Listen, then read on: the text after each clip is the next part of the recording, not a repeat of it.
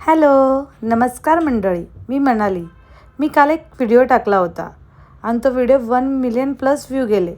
त्यावर भरभरून प्रेम दिलात. लाईक्स, कमेंट, शेअर आणि खूप लोकांचे मेसेज आले. त्याच्यासाठी मी त्यांची आभारी आहे. पण त्यापैकीच काही लोकांना माझी काळजी देखील वाटली. त्यांना असं वाटलं का सुरुवातीला फक्त हा दिखावा आहे की काय.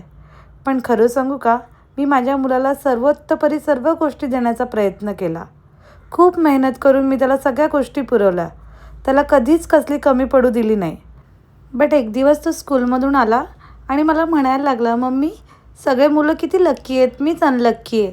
मी बोलली, का रे, असं का बोलतो आहेस तू?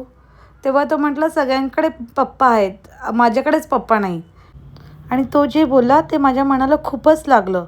मी रात्रभर झोपली नाही. मी रात्रभर विचार करत बसली. आणि मग त्या क्षणी मला असं वाटलं की मी माझ्या मुलासाठी कुठेतरी कमी पडते. मी त्याला सगळ्या गोष्टी देऊ तर शकते, बट पापाचं प्रेम नाही देऊ शकत. त्यावेळेस मला खूप रिग्रेट फील व्हायला लागलं. आणि मग त्यातच मला स्वप्नील भेटला.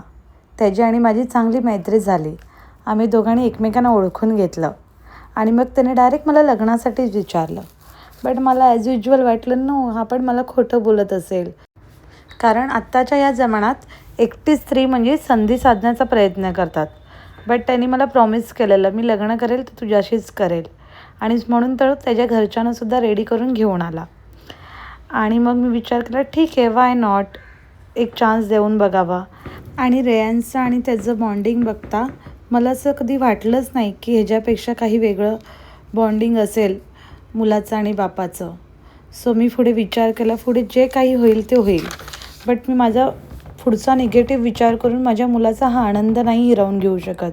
मी त्याला या आनंदापासून लांब नाही ठेवू शकत. सो म्हणून मी दुसरं लग्न करायचा विचार केला. सो मी खूप प्राऊड फील करते की स्वप्नीलसारखा लाईफ पार्टनर मला भेटला आणि स्वप्नीलसारखा माझ्या मुलाला बाबा भेटला. सो थँक्यू सो मच तुमच्या या प्रेमासाठी आणि आशीर्वादासाठी. असंच भरभरून प्रेम आम्हाला देत राहा. थँक्यू.